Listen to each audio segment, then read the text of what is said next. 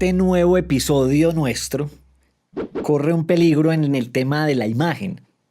Y es que la primera parte de la temporada la grabamos hace unos cuantos meses y venía yo pensando qué tal que si la gente nos verá más flacos, más gordos, más viejos, Más o no se viejos, sin notará. duda. Por lo menos Por unos lo menos meses. en mi caso, A yo mí me ya... salieron más canas en los últimos meses. Bueno, pero que no sea por el esfuerzo de No, este programa, no, ¿no? todo lo contrario. Donde hubiera grabado no hubieran salido tantas. Por otras circunstancias. Bueno, muy bien. Pero gracias por estar otra vez No, aquí encantado. y por la invitación Fantástico.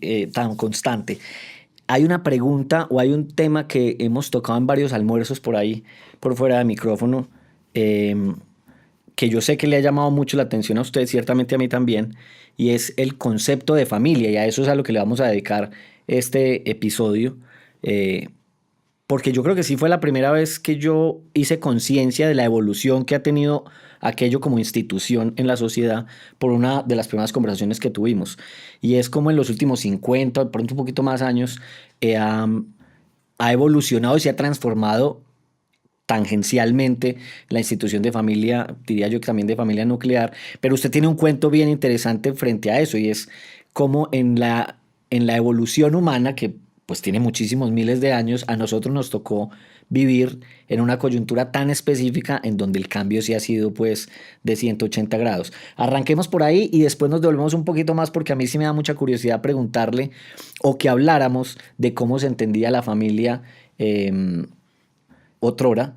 Y yo entonces después también le digo cómo viví la mía y cómo era ese concepto y que ahora pues digamos que se ha modificado. No sé si le parece bien esa hoja de ruta. Me parece extraordinariamente bien. Y Perfecto. lo primero que dijiste, Octavio, yo, de alguna manera, quienes estamos vivos en este momento y pertenecemos a estas últimas generaciones, creo que somos unos privilegiados. ¿En qué sentido?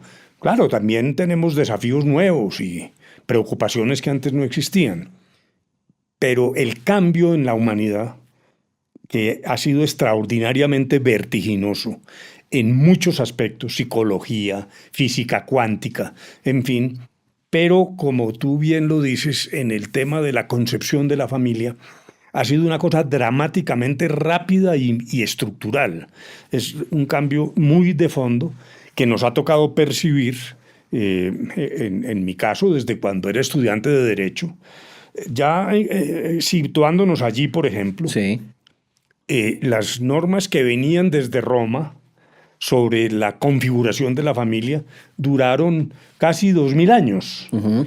Después, en el caso nuestro de Colombia, viene el Código de Napoleón, 1805 o algo así, que regula la familia, pero viene a partir probablemente del 1930 un aluvión de cambios absolutamente desconcertante, no solo en Colombia, sino en el mundo.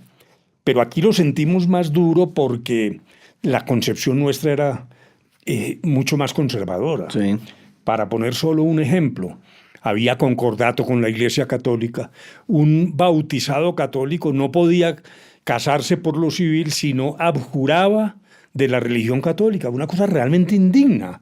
Eso se llamaba la ley Concha. Entonces, dijéramos, estaba muy permeada la noción de familia también por elementos religiosos que aquí eran mucho más acentuados que incluso en el contorno latinoamericano. Para poner un ejemplo, la sociedad conyugal, solo en el 1932, empieza la mujer a tener algún grado de disposición sobre los bienes comunes. Entonces allí sale una ley, la número 28, que ya creaba una fórmula, dijéramos, con mayor incidencia de la mujer para lo que es la sociedad conyugal. Pero aún así, esa fórmula era un pequeño paso adelante, Sí. pero todavía una mujer, no solo por razones legales, sino reales, pues no podía disponer de sus bienes. El hombre era el que administraba toda la riqueza de la familia, pero además, y más allá de la ley, se impone la realidad porque la mujer estaba por fuera del mercado laboral. Las mujeres realmente estaban en la casa, era lo que se llamaba amas de familia, amas de casa, Sí. y por lo tanto todo esto tenía incidencia por decir algo, como una especie de nota de pie de página. Las mujeres se tenían que aguantar la barbaridad de los hombres, sus infidelidades y sus borracheras, porque no tenían de qué vivir. Entonces el tema económico también pesaba mucho. Luego, situémonos en esa época, 1932, es que eso fue ayer. Y ahí Claro que sí. apenas se abrió, dijéramos, la primera pequeña rendija para que una mujer empezara a preguntarse, bueno, pero si hay unos bienes, ¿qué tengo yo que ver con esto? Si este hombre se va o se muere, ¿cómo es la naturaleza de la repartición de los bienes? Y entonces surge esa especie de figura jurídica que se llamaban los gananciales, Ajá. donde ya la mujer empieza a ser, entre comillas, dueña de la mitad de esos gananciales, pero solo eso era realidad cuando se disolvía la sociedad. Era una cosa muy rara porque era una sociedad que nacía para morir. Mientras tanto, el hombre manejaba todo. Sí. Cuando se terminaba la sociedad, era el momento en que se repartían los gananciales. Pero por eso te digo una cosa realmente paradójica. Una sociedad que nace para ser disuelta. Pero bueno, entonces ese es, dijéramos, un primer paso para que nos situemos Sí. en alguna fecha. Y a partir de allí lo que ha pasado realmente es asombroso, porque se han ido incorporando unas transformaciones sociales que además han tenido un impacto enorme.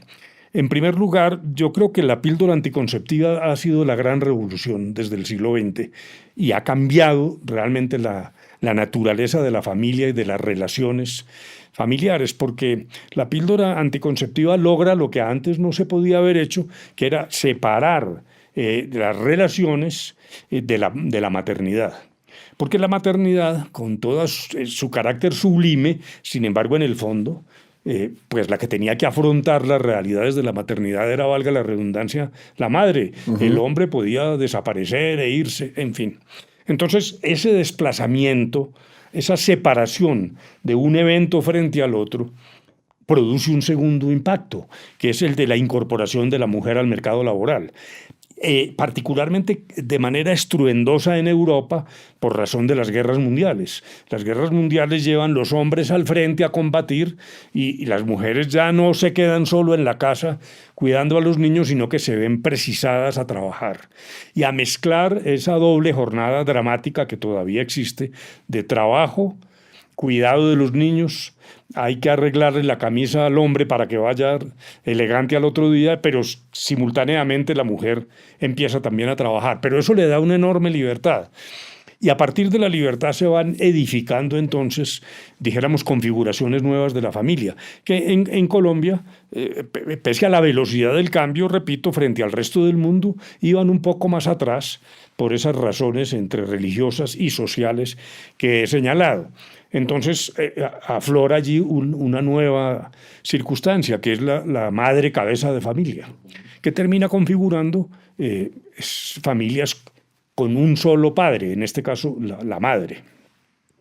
Y ahí hay un fenómeno social también enorme, que ha ido creciendo hasta el punto de que hoy ya no es insólito que una mujer soltera tenga hijos, que no se avergüence de ello. Dijéramos que la calificación social en términos morales también ha cambiado. Luego, siguientes pasos que se van ahondando, y particularmente hay un hito importante, que es la Constitución del 91, porque con la idea del libre desarrollo de la personalidad, entonces empieza a perfilarse la discusión sobre el aborto, que todavía subsiste en Colombia con una evolución. Primero, como quienes nos estén siguiendo lo deben saber, se habló de 3 causales donde ya no se penalizaba el aborto hasta la circunstancia jurisprudencial hoy, donde hay prácticamente el derecho de opción, que es como suele llamarse la libertad de la mujer para procrear o no. Entre otras cosas, también hay reflujos. Están presentando en el Congreso un proyecto para prohibir nuevamente el aborto con prisión, con cárcel, lo cual me parece un contrasentido, porque más allá del razonamiento moral del que cada quien es dueño de sus convicciones, pero el problema social del aborto, sobre todo para las mujeres pobres, es enorme. Bueno, luego un nuevo paso, esta vez más dramático, la idea de matrimonios de personas del mismo sexo.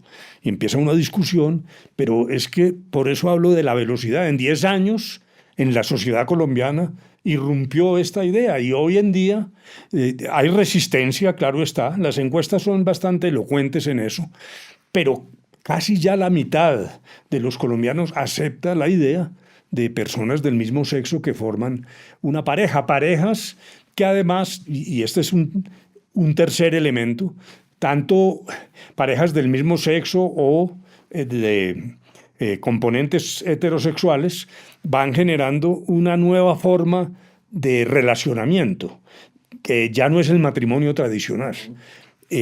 Yo sostengo que estamos en presencia de algo que yo llamaría la monogamia sucesiva. Los matrimonios se suponía que eran para toda la vida, hasta cuando la muerte los separe. Bueno, eso se fue deteriorando, entre otras cosas por una razón: la expectativa de vida creciente de hombres y mujeres, pero también de mujeres, y la circunstancia de que cada vez las mujeres tienen menos hijos. Pues lo que hizo es que antes una mujer ocupaba toda su vida en la educación de los hijos. Empezaba a ser activa en materia de procreación a los 15, 16 años, muy joven, pero tenían 10, 12 hijos.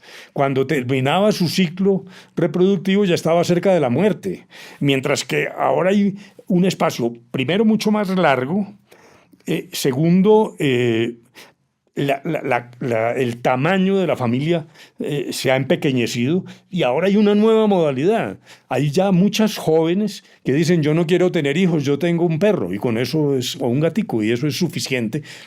Y ya estamos humanizando los animales. O sea, todo esto, fíjese que el panorama es realmente asombroso. Luego, lo que quiero señalar para comenzar es que hemos tenido la buena suerte de percibir, quienes estamos vivos en este momento, algo que es totalmente revolucionario y que incide en muchos frentes de la vida humana. Y en el caso de Colombia, me parece que lo que hemos vivido, francamente, es una revolución, no solo en los temas de libertad sexual, etcétera, sino en, repito, la manera como se unen las personas y qué hace que se tomen decisiones para formar una pareja. Es un cambio tremendo, es realmente una revolución. Me dan ganas de preguntarle algo, y es: en la familia que a usted le tocó, a la cual usted perteneció, no a la suya, no a la familia de la calle Lombana, sino a la institución familiar que usted, de la que fue testigo cuando era niño, ¿qué tan importante eran dos cosas? Pueden sonar muy incoherentes, pero yo sé que usted me va a entender el sentido del deseo, de mi curiosidad, y es: ¿qué papel jugaba la iglesia, específicamente el cura del barrio, del pueblo? ¿Y qué papel jugaba el partido político? Porque claro está que era una familia completamente heteropatriarcal, y entonces digamos que la batuta era la del papá. Pero esas dos figuras eran vividas o era algo más bien como intertextual. ¿Cómo era eso? Sí, primero quisiera señalar que había, dijéramos, ciertas diferencias de mi familia con el resto de mis compañeritos en el barrio. Nosotros vivíamos en un barrio cuasi suburbano en Manizales, de casas construidas por el Instituto de Crédito Territorial, que nos formó, dijéramos, en una vida de compañerismo y de mucha interacción. Entre otras cosas, pues porque eran momentos en que la inseguridad urbana no tenía las dimensiones que tiene hoy. Entonces, dijéramos que vivíamos en la calle. Todos los jóvenes de nuestra edad éramos un grupo, era como un colegaje, éramos parceritos, Sí. viviendo, dijéramos, de manera colectiva. Pero lo que quería decir con esto es que mi familia propiamente dicha sí tenía unas ciertas diferencias, porque nosotros éramos solo 2 hermanos. Okay. Mientras que todas las familias de mi barrio tenían 7, 8, había una familia de 10 o 12 hijos. Entonces, esto que voy a decir, para responder la pregunta, se aplica, dijéramos, haciendo un poco abstracción de la circunstancia particular. Primero, el papel de la Iglesia Católica y en particular del sacerdote, ¿no?, era determinante.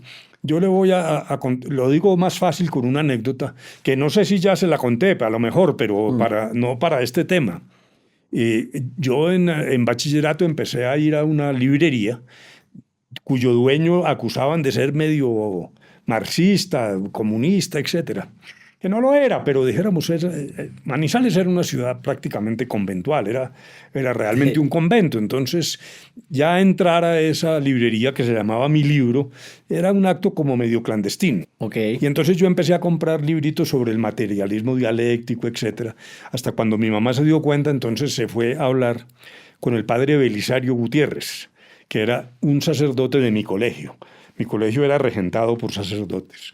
Y entonces le dijo: padre, estoy muy preocupada porque Humberto está comprando unos libros que me parecen como raros. Entonces el padre le dijo: no, tráigamelos, yo miro.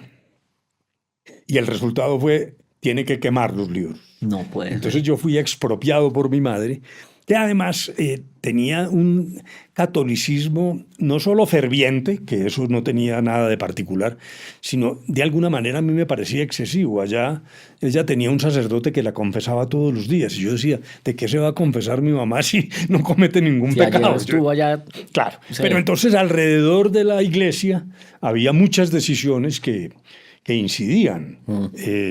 Luego dijéramos que ese es un primer elemento para responder. Entonces, pero, o sea, el canal de comunicación con el cura era sobre todo por intermedio de la madre, pero el papá validaba toda esa conversación. Es que era lo que quería precisamente decir, que es el segundo capítulo. De la misma manera, mis dos padres eran liberales de partido, pero mi madre, ya lo repito, de un catolicismo absolutamente exagerado.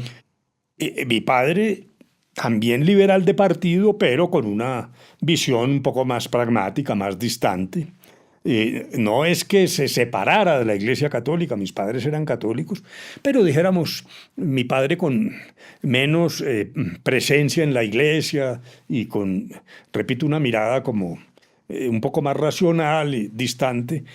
Y todo esto se desenvolvía, tanto esas dos visiones de mi madre y mi padre, como la manera de relacionarse con nosotros, pues en un ejercicio bastante democrático, con un gran respeto. Y ahí viene otra particularidad.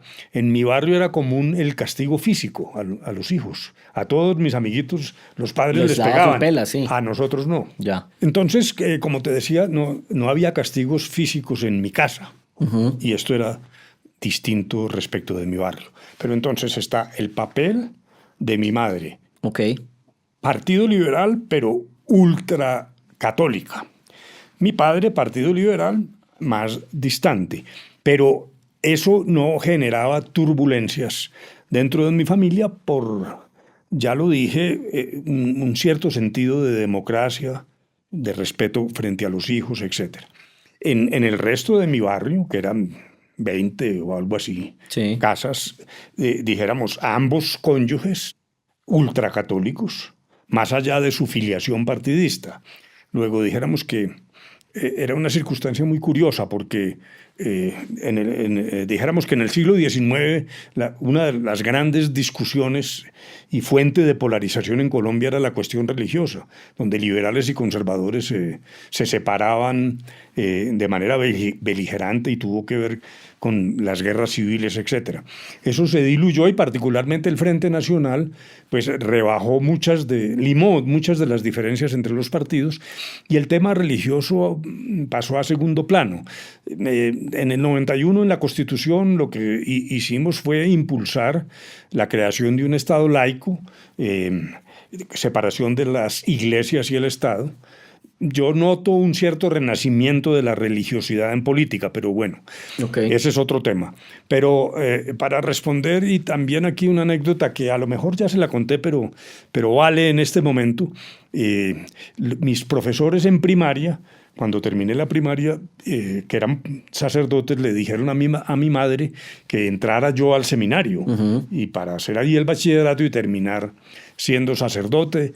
Mi madre, yo creo que le gustó la idea, pero miró a mi papá y por una de las pocas veces en que allí sí ejerció la autoridad, en mi opinión, para bien, y dijo, no señor, si usted quiere ser sacerdote, perfecto, yo lo aplaudo, pero cuando termine el bachillerato, yo no voy a permitir que usted se vaya a hacer bachillerato en circunstancias donde usted ya decide sobre su vida cuando todavía no tiene suficientes elementos para esa decisión. Luego, dijéramos, yo no dejo de agradecerle a mi padre, porque probablemente si hubiera optado por la vida sacerdotal hubiera sido realmente un fracaso, creo yo, ¿no? Y si usted lo cree, pues entonces Sí, sí. así debe ser. Que además, sí me lo había contado en otro episodio, pero tenía que ver con otra cosa completamente distinta y vale mucho la pena que lo traiga a colación ahora, porque me permite a mí comentar que en ese momento eso era un elogio bastante importante para la familia en general, que la curia o los sacerdotes de un colegio se fijaran en un muchacho y le dieran proyección. Entonces, yo me imagino la alegría de su mamá, pero aún así también como el pensamiento liberal del papá diciendo, pues cuando usted tenga con qué tomar la decisión, Correcto. tómela, pero no todavía. Exacto. Claro, eso no era muy común en esa época. Pues yo era monaguillo y es que... Sí, nosotros tuvimos altar y ya lo comentamos también, sí, claro. yo tenía... sí. ¿Cómo es que se llama eso? Los hábitos. Los hábitos sí. para oficiar misa a los 8 años de edad. Bueno, Ajá. Pero pues era un juego de niños. pero era un juego, Sí. Además que esos amigos, ahí como para cerrar el paréntesis, esas familias que vivían allá en el barrio Campo Hermoso, yo me imagino que eran mayoritariamente conservadoras, los liberales eran Sí. menos, ¿no? Sí, es porque parte de esto se relaciona con la violencia liberal conservadora. Claro. Y entonces en Campo Hermoso ese era un barrio de inmigrantes, algunos partido liberal, como en mi caso. Sí. Fuimos expulsados de Manzanares. Mi padre terminó en Pereira un breve tiempo y luego en Manizales. Pero el resto era conservador, tanto de partido como de convicción. Era una época en que, dijéramos, la religión estaba presente en todas las circunstancias de la vida, ¿no? Eso me hace pensar en algo que leí alguna vez y era que es un conocido suyo, Anthony Giddens. Ah, Lo conoció, ¿no? Sí, en Londres. Él estaba en el London School of Economics. Ajá. Y era, dijéramos, el autor o el creador de la llamada tercera vía o el que impulsó a Tony Blair con esa línea política, ¿no? ¿Que eso fue en qué año que usted estuvo en la embajada? Eso fue en el año 98, quizás. Más o menos, ¿cierto? Sí. Bueno, pues hay un libro de él que yo sé que usted también conoce, que es La transformación de la intimidad, que es del 92. Vea que tiene cierta coincidencia temporal con la Constitución del 91. Y en ese libro, que es, digamos, muy citado, no solamente desde la sociología, sino incluso un poco desde la psicología también, social al menos, él empieza a analizar cómo es la transformación de esas instituciones como la familia. Y entonces en la familia habla de de un concepto que él mismo denomina las relaciones puras. Entonces dice cómo el individuo hoy en día empieza a relacionarse con otros y a establecer sociedades como una relación de pareja, por ejemplo, basado en formas distintas o necesidades distintas. Es decir, ahora, más que antes, prima la necesidad individual y los intereses y la representación del interés en el otro. Y eso es lo que realmente establece una relación y puede sostenerse o no en el tiempo. En otros momentos, como lo estábamos hablando aquí con la iglesia, era casi que un mandato divino el que ordenaba que por más sufrimiento que hubiera, por más borracho que fuera el marido en la casa y demás, pues el mandato era que esto tenía que ser hasta que la muerte los separe. Y eso tiene tanto de largo como de ancho, lo dice la misma academia, pues no lo estoy diciendo yo, y es como es mucho más genuino, ¿cierto? Las formas de asociación hoy en día al establecer un núcleo familiar, porque realmente sí representan aquello que uno y otro necesitan y quieren. Es decir, hay un concepto de igualdad que antes no existía. Pero me llama mucho la atención porque usted me estaba hablando de lo que usted llama monogamia sucesiva, y es que también dicen quienes critican la postura de Giddens que tienden a ser también relaciones o asociaciones menos duraderas en el tiempo, pues porque los intereses de una y otra persona pueden cambiar en periodos de tiempo incluso muy cortos. Pues yo creo lo siguiente. Primero, no es que fuera casi un mandato divino, era un mandato divino. Sí, en eso no hay ninguna duda. Pero yo creo que, primero, yo sí comparto la la concepción de Giddens. ¿En qué sentido? En que yo creo que las relaciones de pareja hoy son más genuinas, pero más fugaces. Y eso no es contradictorio. ¿Por qué? Un poco lo acabas de decir, Octavio. Como antes había, dijéramos, un encadenamiento, pues eran matrimonios larguísimos, llenos de hijos, y además del mandato divino, quiero insistir en los factores económicos, porque realmente la mujer estaba presa de una relación de pareja porque no tenía ninguna capacidad económica de tomar decisiones y vivir otra vida. Estaba sojuzgada, dijéramos, al hombre que era el productor. Y entonces la distribución de género era clarísima. El hombre produce y la mujer cuida de los hijos y del hogar.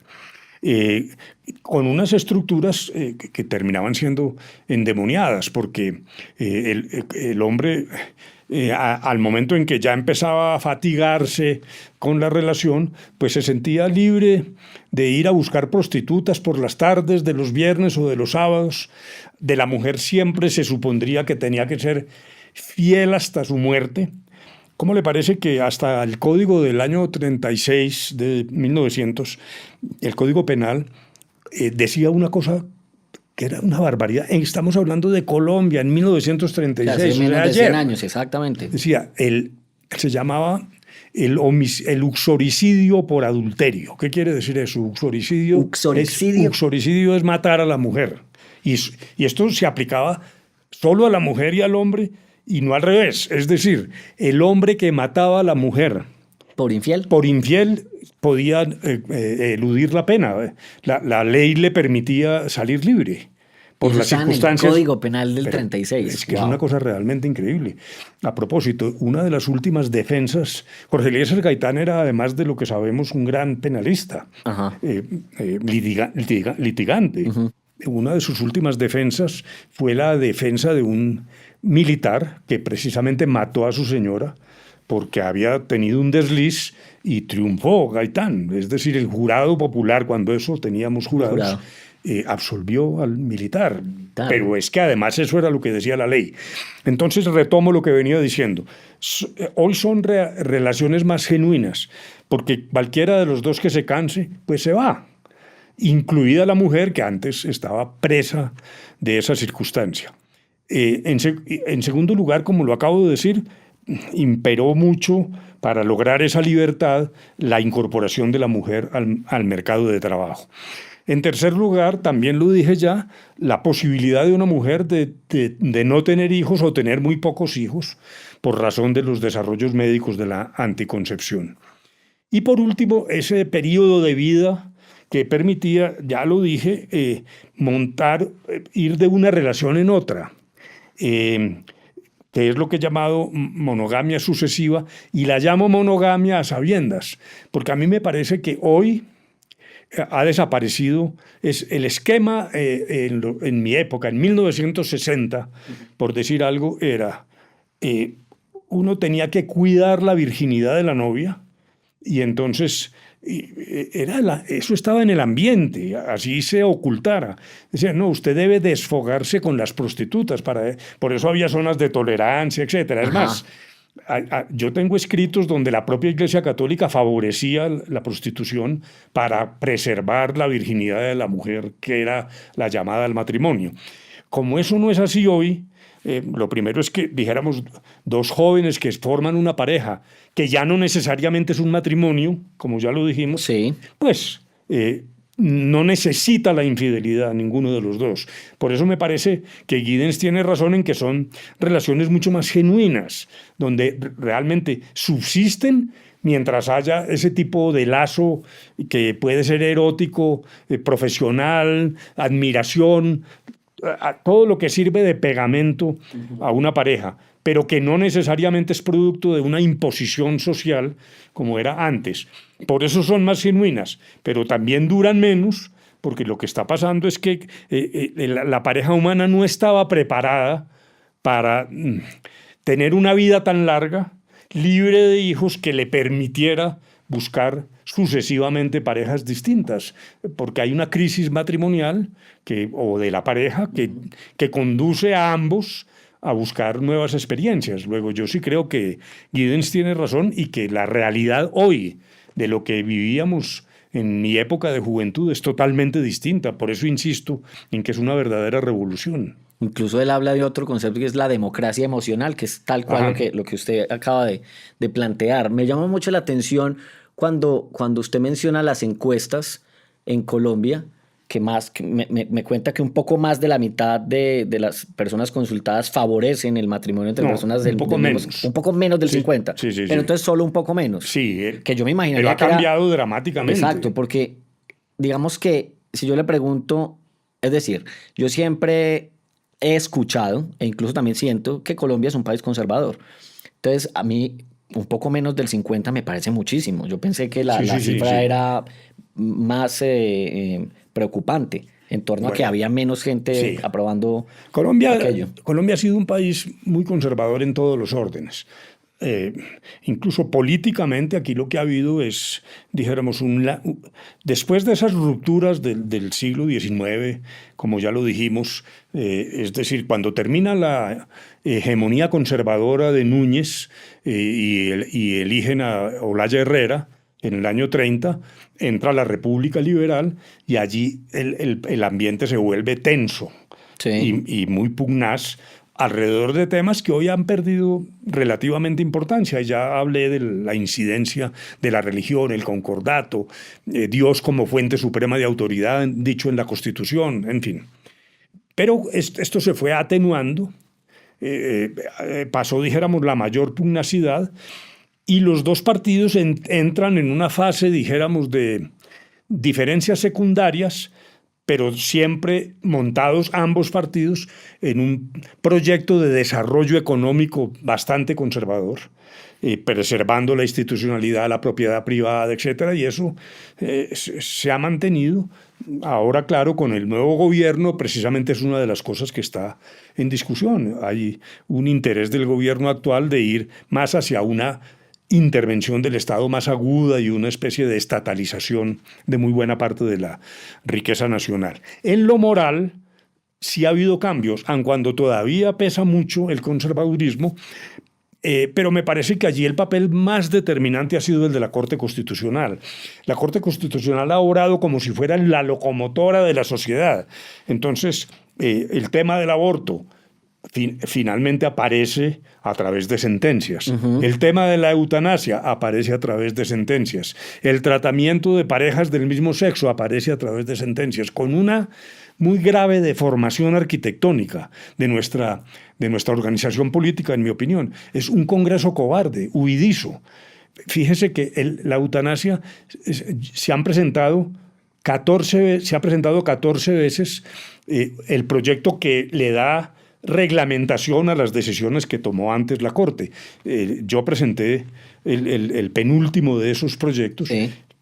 que ni siquiera fue discutido en la plenaria del Senado. Yo logré sacarlo en la Comisión Primera como algo heroico.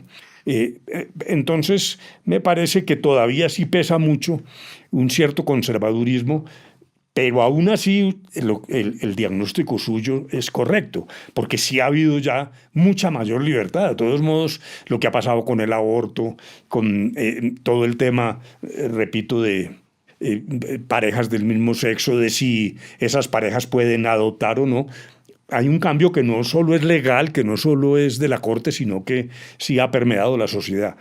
Sin embargo, para matizar, en los últimos temas, ya en mi condición de senador, yo he visto como una especie de renacimiento de ese cierto conservadurismo moral. ¿Sabe usted? Ya lo dije sobre el tema de la eutanasia.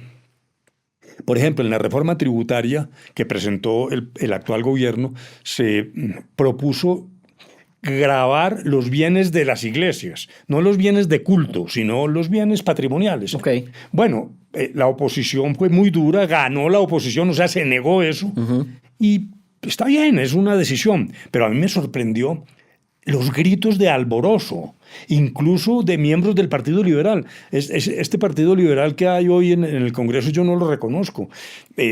Presenté también un proyecto, dijéramos, sobre otro tema que es la independencia del Consejo Electoral y el Partido Liberal se afinca en no permitir cambios y en mil discusiones de disyuntivas morales, me parece que está renaciendo aquí y en el mundo. El caso de los Estados Unidos, que usted conoce bien, pues allí el señor Trump cada vez está acudiendo más, si dijéramos, al mensaje fundamentalista cristiano, hasta en cosas absolutamente insólitas.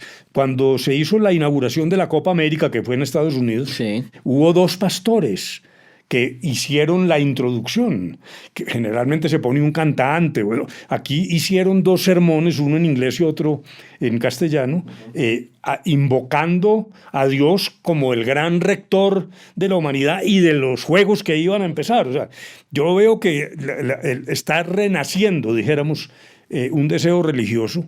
Y en el caso de Colombia hay una responsabilidad histórica muy grande del Partido Liberal. Voy a abreviar esto para no agotar el tiempo. En el 91 el Partido Liberal fue determinante para esa idea de crear un Estado aconfesional, Sí. separación de las iglesias y el Estado. Y el propio Partido Liberal fue el que salió a recoger votos de las creencias cristianas, de las confesiones cristianas.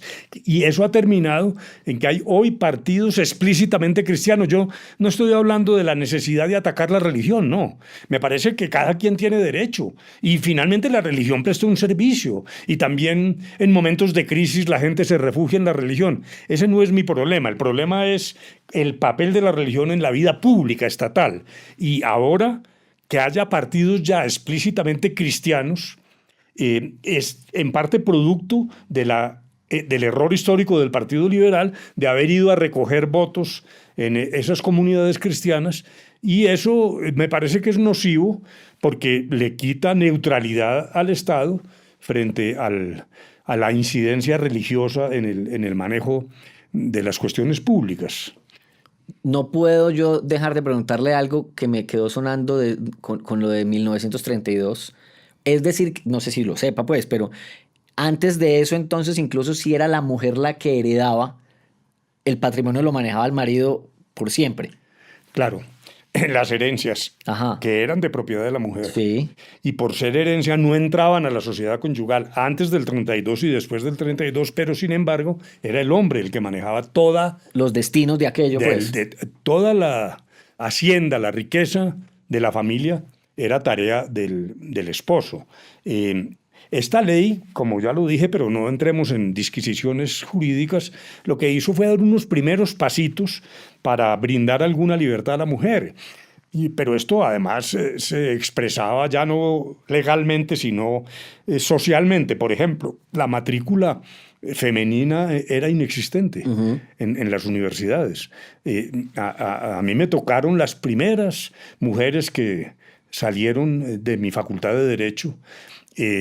Entrar una mujer a medicina era un anatema porque se decía que iba a perder espiritualidad, pero además porque pues estaba ligada a los 6, 7, 8, 12 hijos pues, que copaban la vida de una mujer. Yo recuerdo en ese barrio al que ya me referí, que había una señora que confundía los nombres de los hijos, tenía 12 hijos. Entonces a veces no sabía, porque cada año había un hijo nuevo. Sí, claro. Entonces en ese rebaño era difícil distinguir, ¿no? En donde creció mi mamá me contaba que había 3 familias en la cuadra y con las 3 familias había 53 niños. Sí. Y la familia de mi mamá era la que menos hijos tenía. Bueno, hágame el favor. Pero a las 5 de la tarde pues era la escuela entera en la cuadra, pues eran las 3 familias. Exactamente. Esa evolución, como para ir cerrando esta conversación, que de todas maneras tocamos otros temas, pero me parece que valió mucho la pena esa ramificación.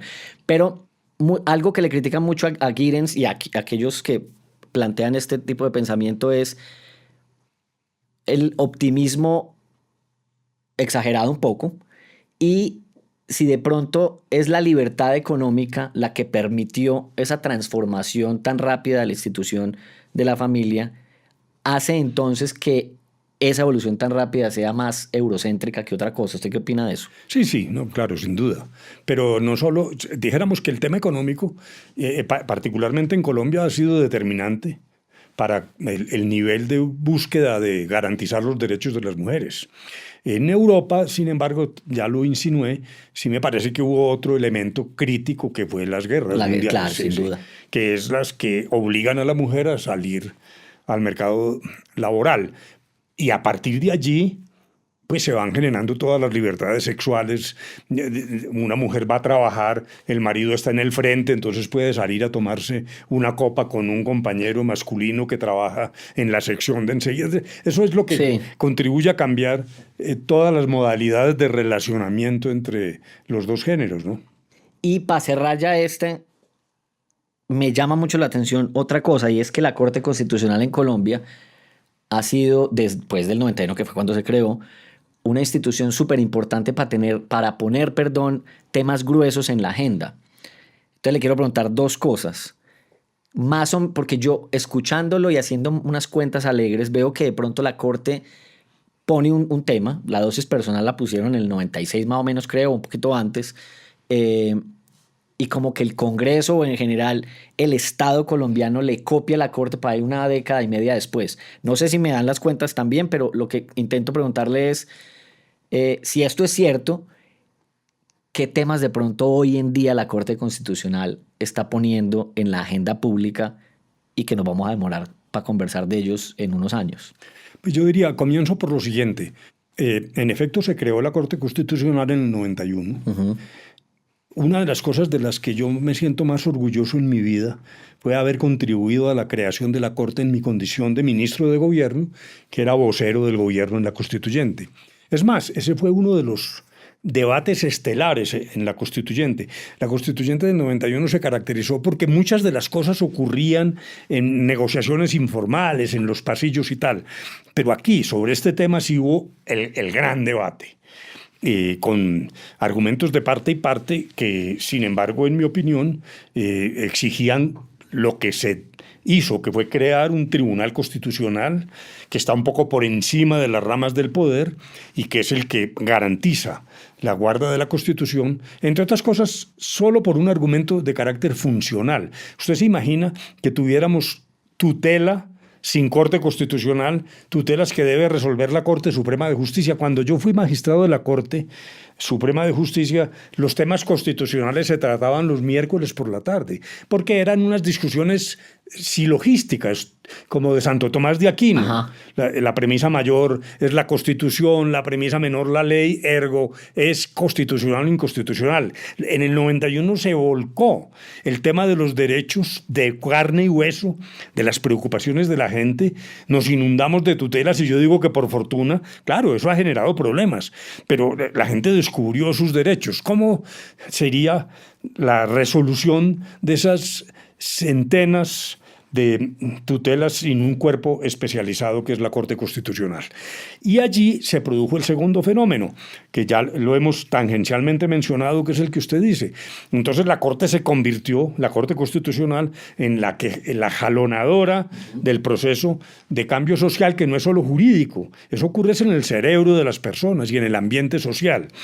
Eso ha sido esencial para la modernización de Colombia. Yo sí creo que esa es la transformación más profunda a partir del 91, pero al mismo tiempo sí tiene ese desbalance que ya mencioné, porque pues, el Congreso está como timorato, huyendo, es un Congreso huidizo y entonces le ha sacado el cuerpo a todas estas discusiones, lo cual no debería ser así. Realmente es el Congreso el lugar donde se deberían dar estas discusiones y la Corte estar simplemente en la retaguardia a la espera de preservar el cumplimiento de la Constitución. Ahora, ¿qué se espera de la Corte? Yo francamente creo que lo que estamos a punto de vivir no me parece que vaya tanto por las disyuntivas morales, porque repito que ha habido unos avances muy grandes en Colombia, a no ser que, por ejemplo, si se echa para atrás el aborto, pues eso sí volverá a la Corte,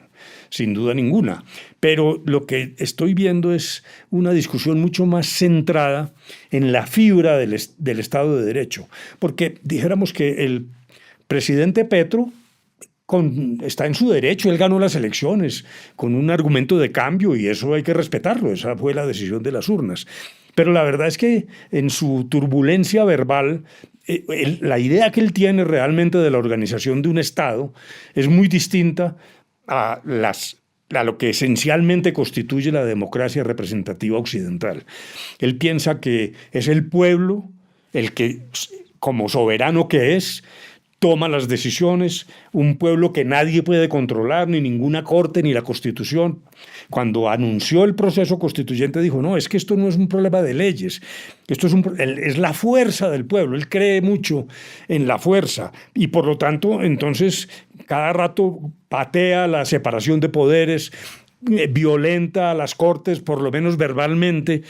Esa es una concepción distinta y me parece que mucho de lo que se está decidiendo, aun cuando buena parte de esto que describo más bien es retórico, pero de todos modos sí hay unas ciertas deficiencias desde el Ejecutivo frente a la preservación del Estado de Derecho que conocemos, y yo creo que la mayor parte de las discusiones van a ir más por ese lado. Por ejemplo, la ley de pensiones, la reforma tributaria, donde la Corte ya tumbó algunas cosas, como el tema de las regalías, que está por resolver lo del patrimonio, y la base de todo, que es una separación de poderes que no se refiere solo a las tres ramas del poder, sino a agencias independientes.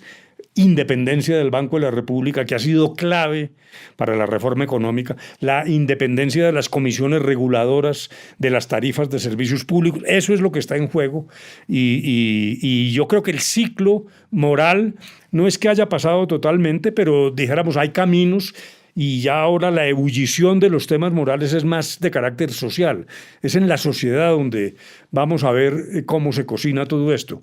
Me parece que la Corte va a estar enfrentada a estas otras preocupaciones. Pero eso está muy interesante porque entonces ahí yo pienso que es un tema de coyuntura y no es que la Corte haya perdido ni vigencia ni fuerza. Sigue siendo una institución supremamente importante en nuestro Estado. Lo digo es porque muchas veces, de pronto como lo moral no está tan en boga hoy en día, se tiende a pensar que entonces es que la Corte no sirve. Ah, sí, ¿cierto? pero sí. Pero entonces no es así. Buen comentario, no, todo lo contrario.